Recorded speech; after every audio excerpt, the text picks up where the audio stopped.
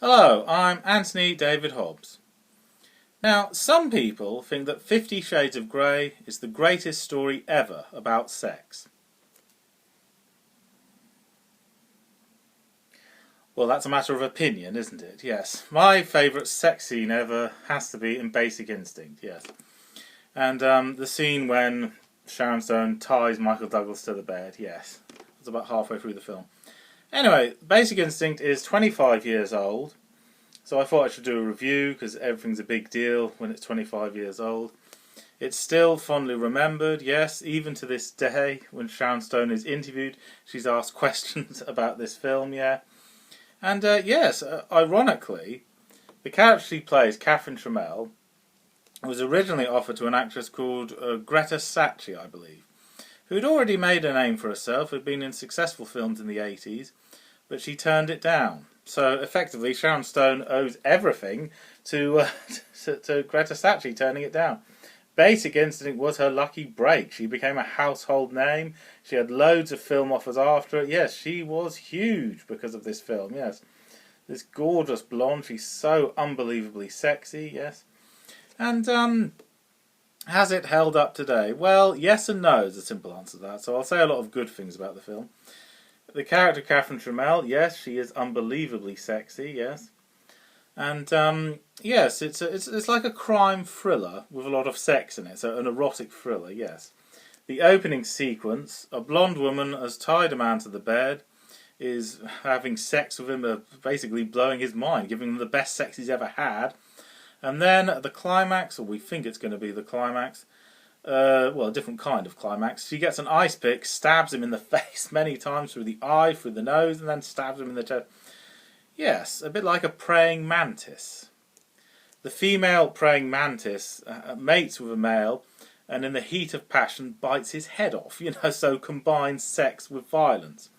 That's the best way I could describe that scene. Yes, it's like that. Yeah, and he's found dead and everything. All the policemen investigating, do all kinds of research and everything. And the character Catherine Trammell was the last person to be seen with him, so she's questioned by the police. Oh, but before she's questioned, she puts some different clothes on. And then, yes, the most famous or most infamous scene in the film is the leg crossing scene. When she's being interrogated at the police station, she crosses her legs, and you can clearly see that she's not wearing any knickers. Apparently, that is the most paused scene in video history, because back in the day they had videos. I saw Basic Instinct when I was about 15, and no, I never paused that scene. You don't need to pause it, because you can clearly see her private parts. You don't need to pause it, it's unnecessary, but, well, each to their own, yeah. Ironically, before she puts those clothes on, before the interrogation, she says, "Would you mind if I wore something more appropriate?" And all these policemen are, one of them sweating and mesmerised by how sexy this woman is, yeah. Anyway, a man has been stabbed to death with an ice pick in the exact same way as the book she wrote, because she plays a novelist. Her name's Catherine Trammell, but her pen name is Catherine Woolf. Presumably, she was a big admirer of Virginia Woolf, yes. Virginia Woolf was a woman that was tormented by something psychological and sexual. Yes, a lot of sexual references in this story, yeah.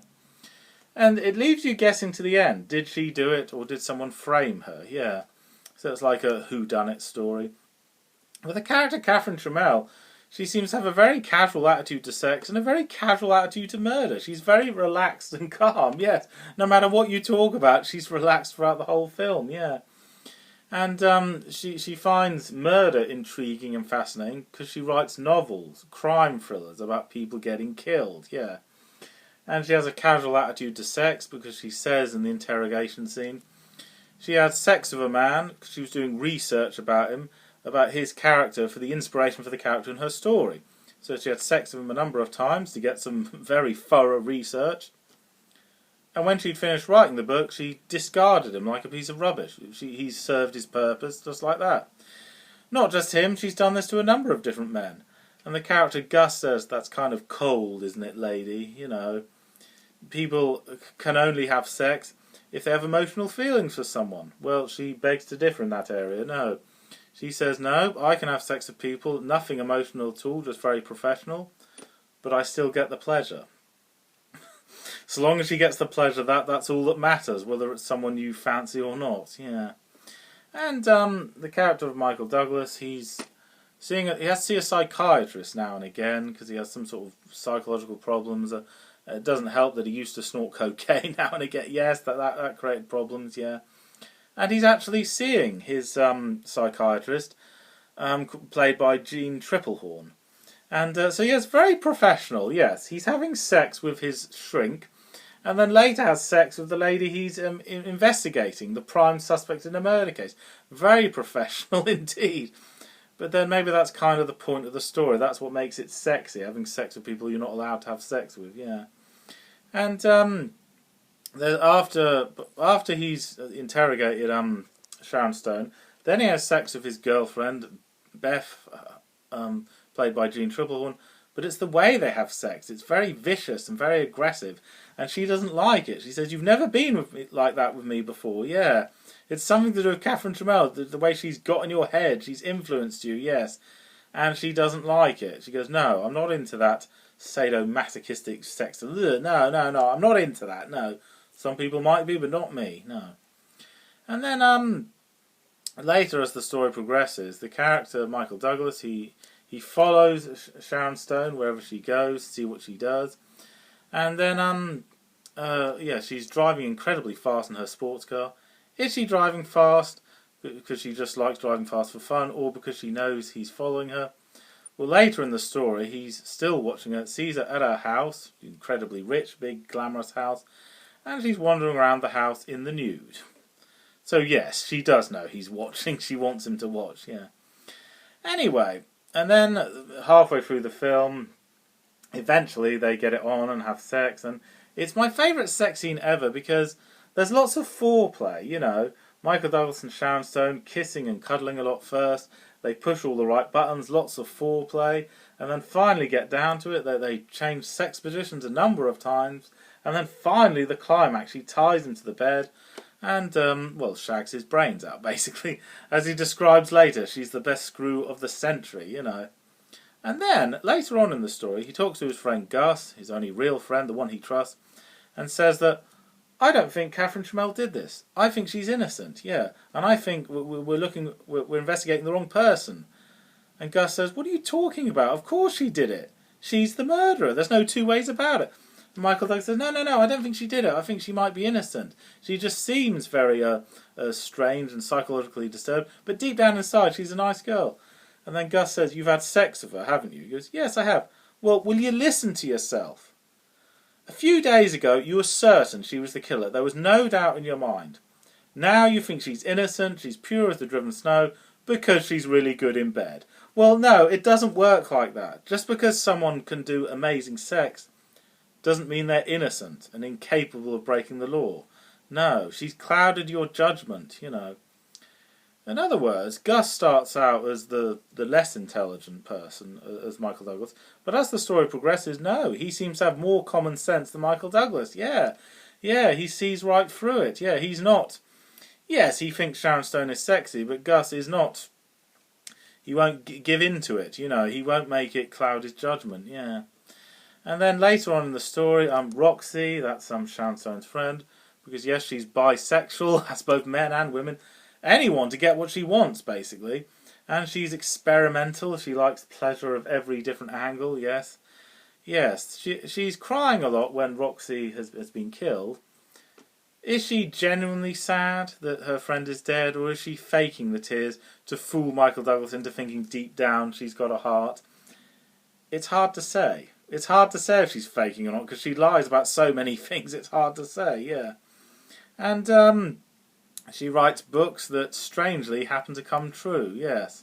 Yeah, she writes one about parents getting killed in a plane crash, yeah.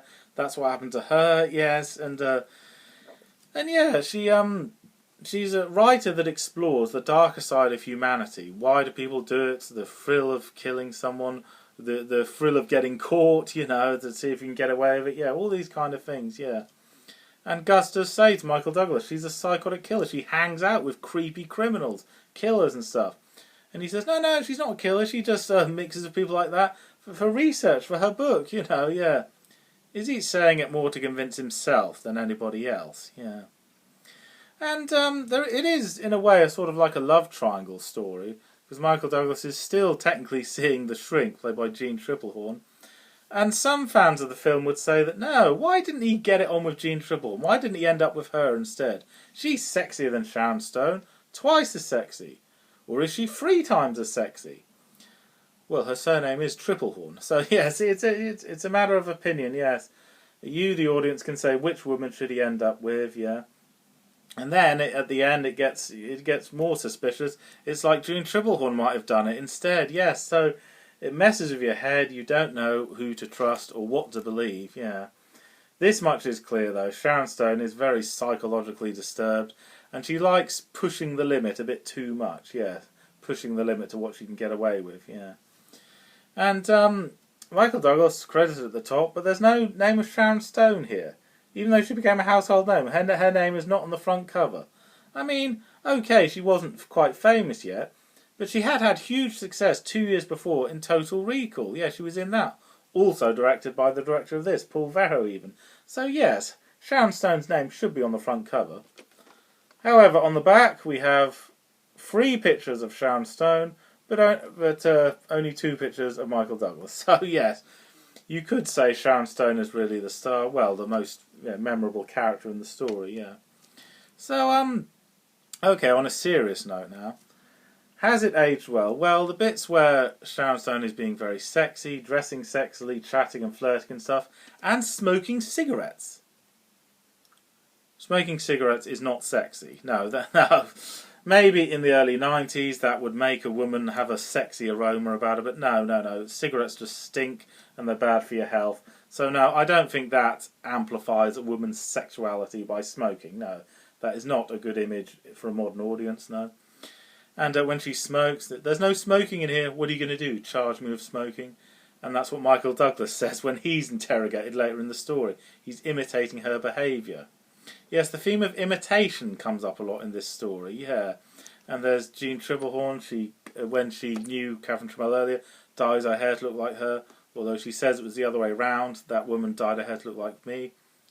Wait a minute, that's what happens in Single White Female, that was released the same year as this. A woman imitating another woman's style, yes. Well, Basic Instinct was very influential, yes. Body of Evidence and Shattered came out later on this year. Very similar, yes. Sharon Stone was in the movie Sliver, which is not a sequel, but it's very similar in style to Basic Instinct, yeah. So, yes, it was very influential, this film, yeah. Jean Tripplehorn did well out of it. She went on to be in Sliding Doors, The Firm, and Waterworld. Okay, that wasn't the best example to use, yeah.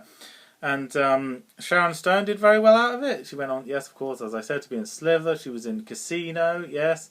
Yes, and she was offered the part in the Flintstones movie, because her surname is Stone, something to do with the Stone Age, yeah. She declined. Nevertheless, she did allow them to use her name. So there's a character called Miss Stone in the Flintstones, yeah. Originally offered to Sharon Stone herself, but no. Instead, the part went to Halle Berry, who, and the rest, as they say, is history. Yes, Halle Berry went on to do very well out of it. Yes, because of the influence of Sharon Stone, Halle Berry plays a character called Miss Stone, plays a secretary, or more specifically, a very sexy secretary. Yes, so yes, Sharon Stone was in the air. Everything about her, references to her in pop culture, here, there, and everywhere. Interviewed lots of times, yeah. And, okay, I'll end on a serious note. When I was an adolescent, didn't know any better, and I genuinely thought after seeing this film, if a woman is sexy enough, you turn a blind eye to the fact she might be a psychotic killer. No, you do not. No, I am not a mantis, so I'm not going to give in to that like the praying mantis does, no. In other words, it's important to be sexy, yes, whether you're male or female. It's important to do amazing things, but to some extent it's important to do normal, everyday things as well, yeah. For me, the perfect girlfriend is sexy, yes, but at the same time you can have a rational, normal conversation with her. The character of Catherine Tremell, can you imagine having a normal everyday conversation with her? No, not really, no. She just talks about sex and psychologically disturbing stuff. So no, in other words, If I had a girlfriend that behaved like Catherine Trammell for a bit of role play, for a bit of fun, yeah, that would be kind of hot. But if she was just pretending to be a disturbed psycho killer. But if she was a psycho killer for real, no way. No. Having sex with a psycho killer is a good idea for a movie. You might get hurt and all that. Good idea for a movie, but not in real life. No. Don't turn a blind eye to horrible behaviour. No matter how sexy someone is, no, don't turn a blind eye to despicable behaviour. But then that's kind of what the film's about, clouding your judgment, yes. Flesh seduces, passion kills, yes. Don't think about what you're doing, just use your basic instinct. Well, great idea for a film, but not in real life, yeah. Okay, all that's left to say really is Sharon Stone was a sexual awakening, and I still have high regard for her now. She is a very distinctive actress. Okay, thank you for watching. I'm AD Hobbs, and I'm never bored.